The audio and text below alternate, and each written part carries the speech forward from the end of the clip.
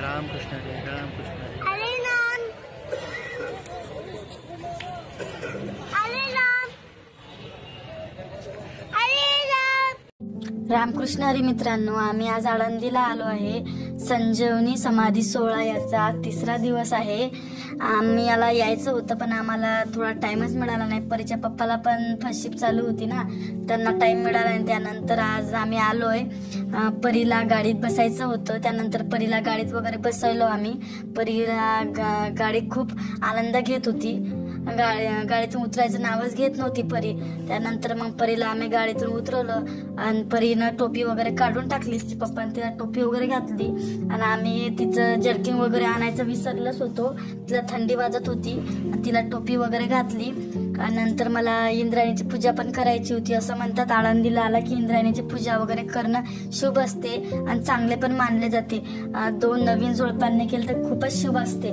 त्यानंतर मग मी पूजा वगैरे करून घेतली।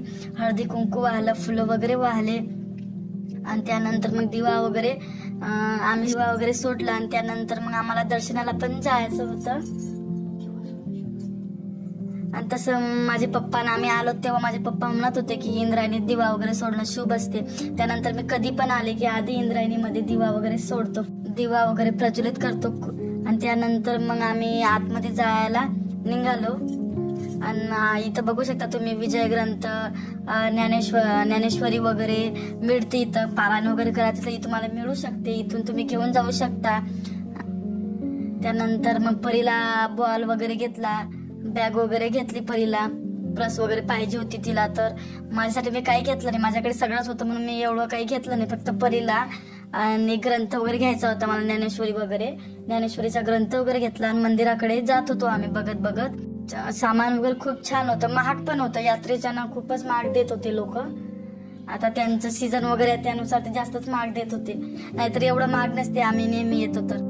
आणि आम्हाला माळ वगैरे पण घ्यायची होती, पण माळ आम्ही म्हटलं नंतर दर्शनाला वगैरे आलं की घेऊ माळ। त्यानंतर मग परी एकटीच चालत होती। त्यानंतर मग परीचे पप्पा समोर गेले होते, मी मागे थांबली, बघत बघत होती, सामान बघत बघत जात होती। मला हार घ्यायचं होतं, हार वगैरे घेतला, पूजे सामान पण घेतलं, समाधी वगैरे ठेवायला फुलं, हार, नारळ वगैरे पण घेऊन घेतलं। त्यानंतर आम्ही आलो आणि तुम्ही बघू शकता प्रवेशद्वार एवढं सुंदर सजवलेलं होतं खूप। आणि तिथं रामकृष्ण हरी, माऊली रामकृष्ण हरी हे फुलाने पण खूप छान सजवलेलं होतं। आणि तुम्ही बघू शकता 3रा दिवस होता, गर्दी होती पण एवढी तरी गर्दी नव्हती। त्यानंतर मग आधी मी पहिल्या पायरीचं दर्शन वगैरे घेतलं।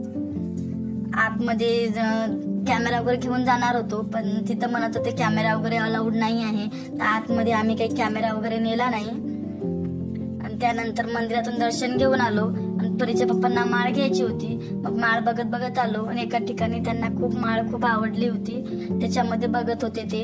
एका ते रामकृष्ण हरी, माऊली अशी नावं वगैरे लिहिलेले होते। त्यांना मग एक माळ आवडली, मग त्यांनी माऊलीची माळ घेतली। आम्ही नेहमी आले की इथून माळ वगैरे घेऊन जातो। मला पण माळ घ्यायची होती, माझी माळ पण खराब झाली होती, मग मी पण माळ घेतली। फायनली मग त्यांना पण ही आवडली, त्यांनी पण घेतली।